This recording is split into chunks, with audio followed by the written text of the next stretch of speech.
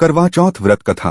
पौराणिक कथा के अनुसार एक साहूकार की बेटी करवा थी और उसके 7 बेटे थे। सभी भाई अपनी बहन करवा से बहुत प्रेम करते थे।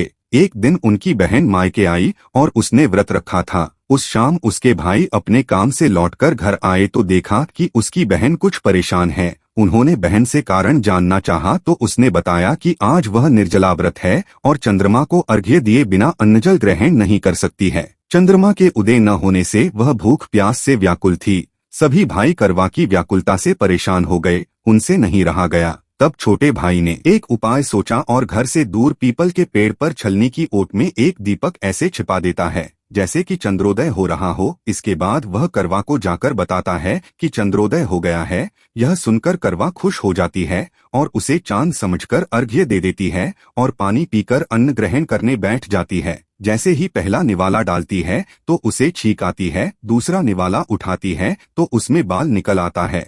जैसे ही वह तीसरा निवाला मुंह में डालती है तो उसे अपने पति के निधन की खबर सुनाई पड़ती है। यह सुनकर के वह बिलख पड़ती है। तभी उसकी भाभी उसे बताती है कि उसके छोटे भाई ने व्रत को खुलवाने के लिए क्या किया था। यह जानने के बाद करवा प्रण करती है कि वह अपने पति को फिर जीवित कराकर ही रहेगी। वह पूरे साल भर तक पति के शव के पास ही रहती है और उसके शव के पास सुई जैसी उगने वाली घासों को एकत्र करती रहती है। जब करवा चौथ का व्रत आता है तो उसकी सभी भाभियां व्रत रखती हैं और उसके पास आशीर्वाद लेने आती हैं तो अपनी हर भाभी से कहती है कि यम सुई ले लो, ये सुई दे दो, मुझे भी अपने जैसी सुहागन बना दो। हर भाभी उसे दूसरी भाभी से यह निवेदन करने को कहती है। जब वह छठवीं भाभी से कहती है तो वह उसे बताती है कि सबसे छोटे भाई के कारण ही तुम्हारा व्रत टूटा था, इसलिए तुम उसकी पत्नी से कहो, वह अपनी शक्ति से तुम्हारे पति को जीवित कर देगी। जब तक वह जीवित न करे तब तक उसे छोड़ना मत। इतना कहकर वह चली जाती है।